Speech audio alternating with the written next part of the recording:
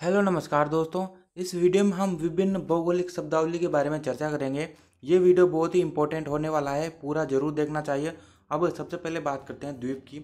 द्वीप एक स्थलीय भाग होता है जो चारों ओर से पानी से घिरा होता है। फॉर एग्जाम्पल अगर हम बात करें तो ग्रीनलैंड दुनिया का सबसे बड़ा द्वीप है।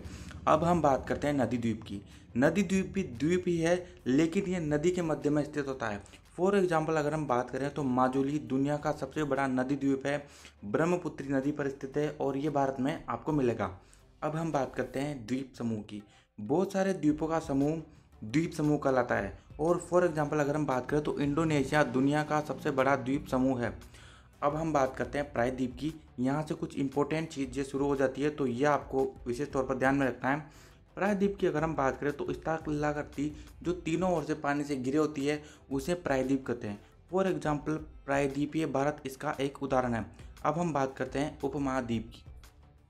उपमहाद्वीप प्रायद्वीप से बड़ा होता है, ये भी तीनों ओर से पानी से घिरा होता है। फॉर एग्जाम्पल अगर हम बात करें तो भारतीय उपमहाद्वीप इसका उदाहरण है। अब आपके दिमाग में ये प्रश्न आया होगा कि भारतीय उपमहाद्वीप और प्रायद्वीपीय भारत में क्या अंतर है। देखो, प्रायद्वीपीय भारत की अगर हम बात करें तो इसमें दक्षिण भारत को शामिल किया जाता है, लेकिन भारतीय उपमहाद्वीप की अगर हम बात करें तो इसमें इसके अंदर भारत, पूरा भारत, नेपाल, भूटान, बांग्लादेश, पाकिस्तान, इन सब देशों को भारतीय उपमहाद्वीप के अंदर शामिल किया जाता है।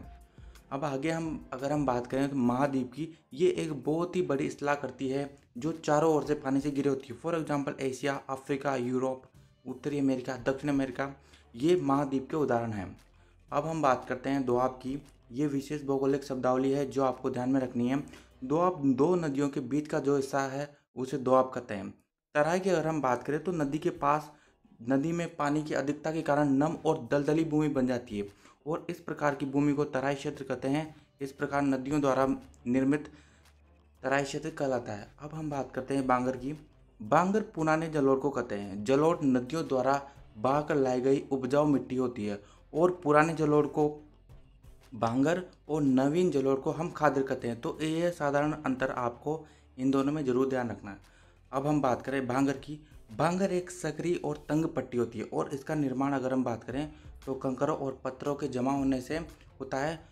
भारत में शिवालय की तलहटी में बाबर पाई जाती है, तो यह आपको ध्यान में रखना है।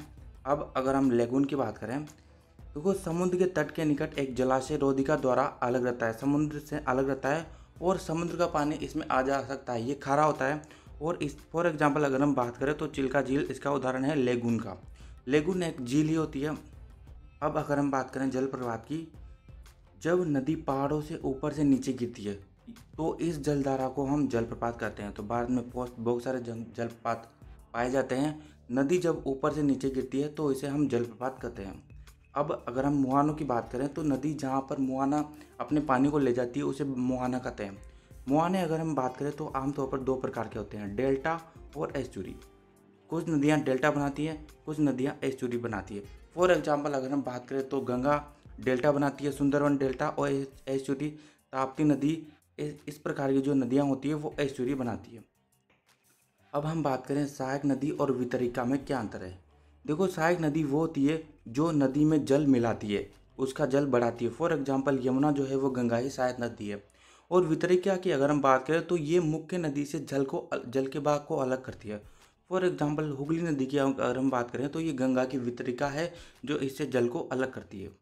अब खाड़ी की बात करें, देखो खाड़ी वो है जहाँ पर नदियाँ अपना जल खाली करती है, जहाँ पर नदियाँ अपना जल ले जाती है उसे खाड़ी कहते हैं। फॉर एग्जाम्पल बंगाल की खाड़ी।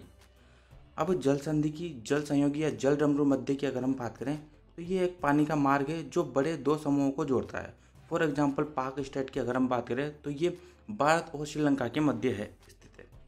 अब चैनल की बात करते हैं। देखो, ये जल के दो बड़े क्षेत्रों, विशेष तौर पर सागरों को जोड़ता है, परंतु ये जल चौड़ाई जो है जल संधि की तुलना में अधिक और इसका वेग जो है वो कम होता है, इस वजह से इसे चैनल कहते हैं। For example 8 degree, 9 degree, 10 degree channel का नाम आपने सुना होगा।